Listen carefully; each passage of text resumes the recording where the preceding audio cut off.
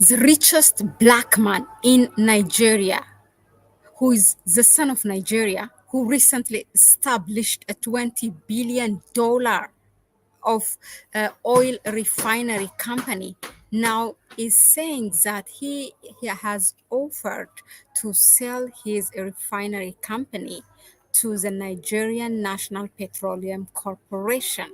Now, this is in fact a demonstration of imperialism in a full flesh committed by our own people. Hello, I am Mahlet, Ayele, your host at Connect Africa, bringing you the latest from the continent. And as you may have been following here at Connect Africa, we have been following the cases that has been surrounding the Aliko Dangote's oil refinery company, especially after he has revealed what happened to him by the local and international oil mafia, which almost prevented the existence of this refinery company in Nigeria. Now, I'm going to give you a full picture of it because always it's good to know the background. Okay, now I'm not really in a convenient place, but I really wanted to come and give you an African narrative for this because now every Western media is, giving it a name, putting it as if they are not part of it. They are trying to blame that this company is not successful. Okay, now what happened is back in April, we all remember that Aliko Dangote has exposed during the Afri-Exim Bank in Bahamas that his companies have been betrayed by the local and international oil mafia that almost has prevented the existence of this company. Now, fast forward in May, what happened in Kigali, he also told us this man has been into a mission. It's like, as in his own words, actually, he said he has gone through here. This is not my word. This is Aliko Dangote's word. Okay, I know including Nigeria, there are people that who don't like Aliko Dangote, but I think really to judge him by the works and that the investments that he's putting, it's it's something for Africa. So that's something that we cannot deny. So now in Kigali, in May, mid of May, he revealed that he still holds, by the way, a Nigerian passport, and he did not join. We see that many investors in our own in Africa, where they have another passport, and also, I mean, with the money all that he has and the exposure and everything that he can buy, he didn't do that. So he's still with his Nigeria. He has to apply for around 40 countries in the continent. Now that it has put AU on the target. Now let's come up and then Tinubu, after that, actually, after the Afrexim Bank, revelation by Aliko Dangote, he has set up a team, which he called an economic team, to help actually what's happening, because he said there are local oil mafias. I mean, Nigeria's oil is not owned by Nigeria. It's a fact. So that economic team did not do anything. It was just that Tinubu trying to save his face. Now, right after that, what did we hear? Aliko Dangote, instead of getting that crude oil from his own country, his country produces around 1.7 million barrel per day crude oil, but he don't get it. This man is from Nigeria. So what happened? He is forced to import 5 million barrels from the US, from Brazil. They loot Nigeria's oil from here, and then they sell that crude oil again to Aliko Dangote. That's what's happening. It's a lot of oil companies, that the Western oil companies that are in Nigeria, owning 80% of Nigeria's oil, and that even the left 20% of the government is not really going to Nigeria. It's looted by its own people. Okay, like ExxonMobil, Chevron, Shell, Egypt. If you just put a name or a country on it, it is actually the Western countries. You have France there, you have Britain, you have US. You have, the Dutch also, the Netherlands as well.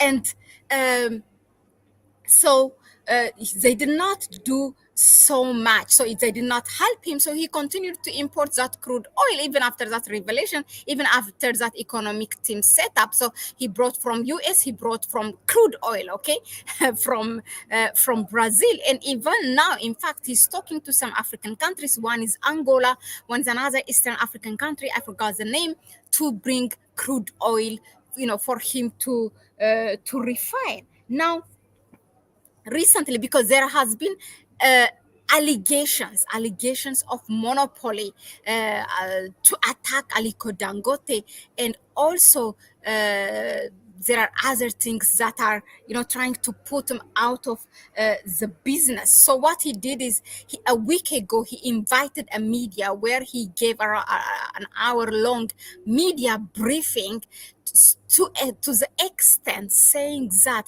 he was actually, to set up a fertilizer company, and then also a steel industry. So he said, because of these monopoly allegations, he has dropped the plan of steel industry to set up in the country, which have prevented Nigeria from import of steel is what is killing the economy of countries. I mean, also in Ethiopia, we produce, but also we import, and that is killing the country. We don't have enough foreign currency, and most of the, because of the buildings that's going on in the country, most of the foreign currency goes to that, and it could have saved that for Nigeria, and with all this inflation problem. Now, in that conference, Aliko Dangote also revealed that from his oil refinery companies, the Nigerian National Petroleum Corporation owns 20% share. Now that has been reduced to 7.2% because this national petroleum company did not keep the word and pay what is due to be paid. So it's getting only the share of what it deserves, what it has paid up until the end of June, which is 7.2%. Okay. And he said that this allegation of monopoly, what are you talking about? I am 67 years old. In 3 years, I will be 70. All this investment is for the country. In fact, it's also for Africa. Dangote has 10 cement factories in Africa. 10 cement factories. And I know what kind of justice it did when it came to Ethiopia.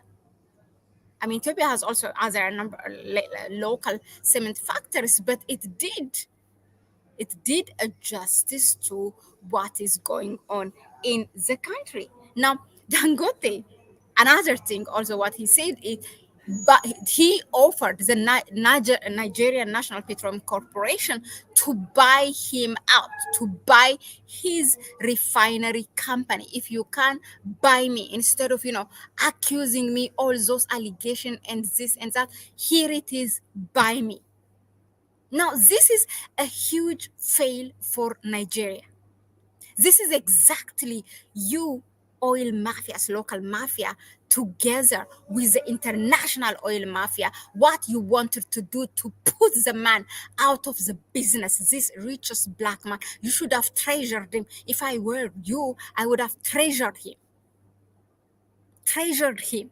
Nigeria has the smartest people in the world, eh, you know but you come on the national television and you talk about Nigeria's oil? Shut up. You don't have an oil. It's owned by the so-called international company. They call them international OICs, or IOC, something like that, the international oil companies. Who are they? Name them. They have a name.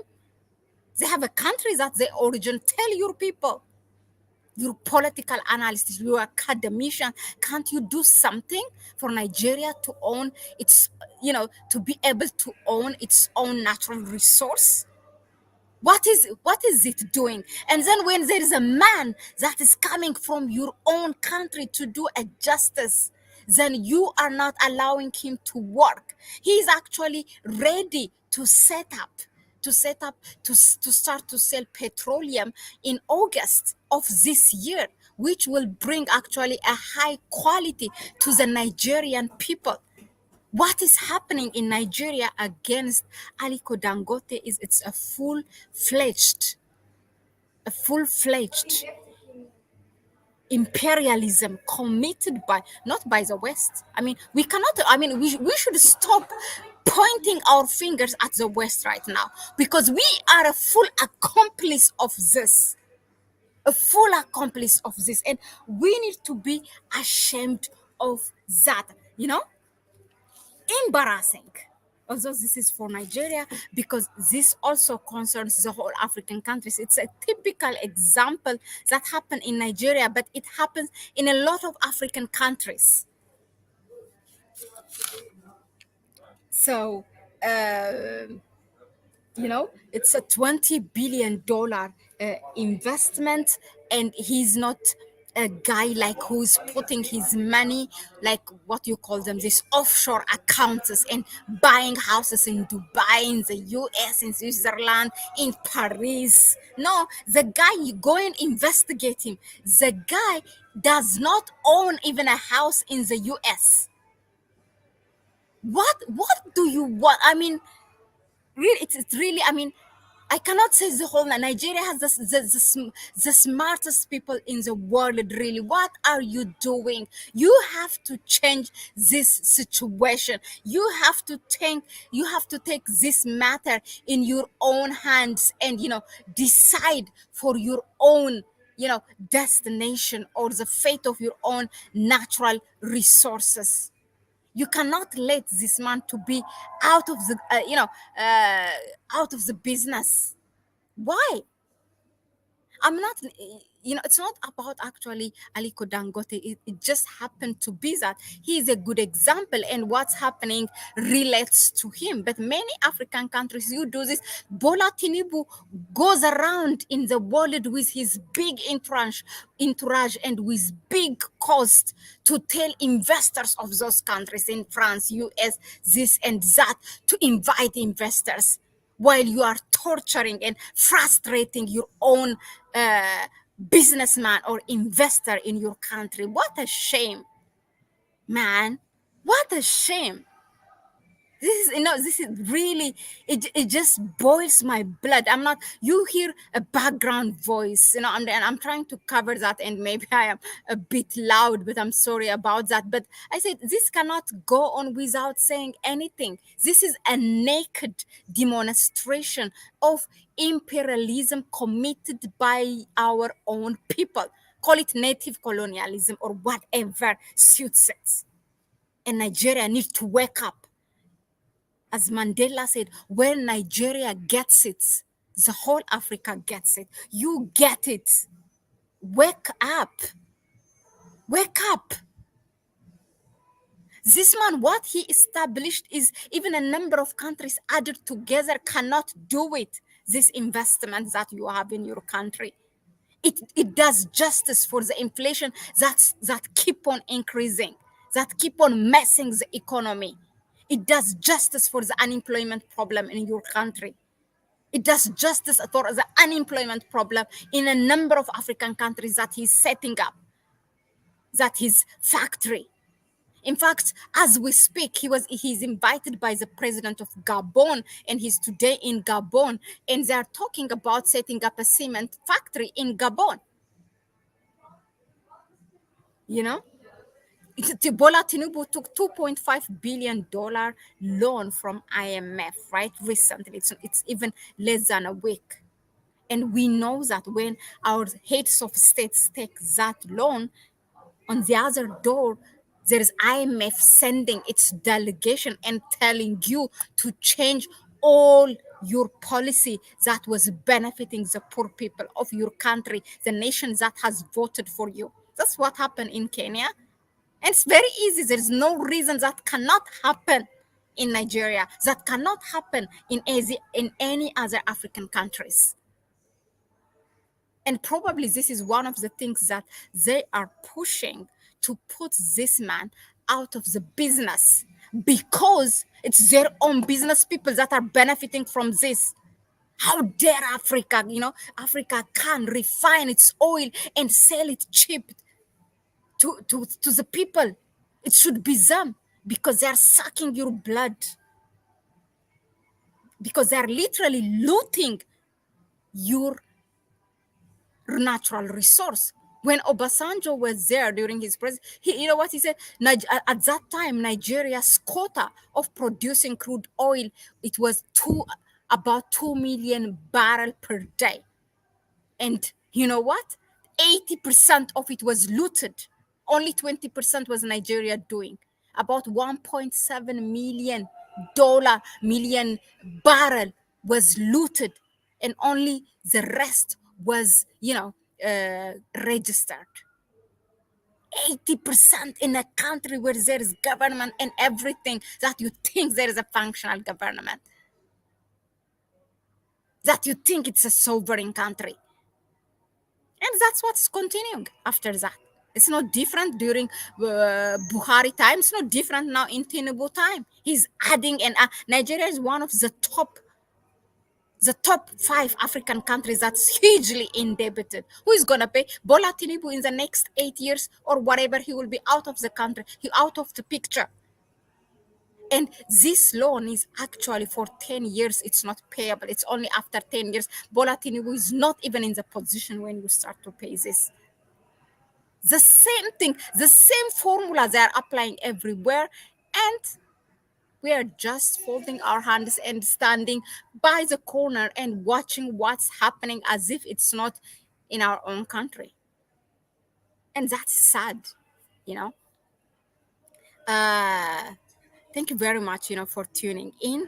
I know that my surrounding is not really good for live streaming, but I will come back again with Kwame tomorrow, and we will have a say more on this. Please, I know my people here, my family, Osie,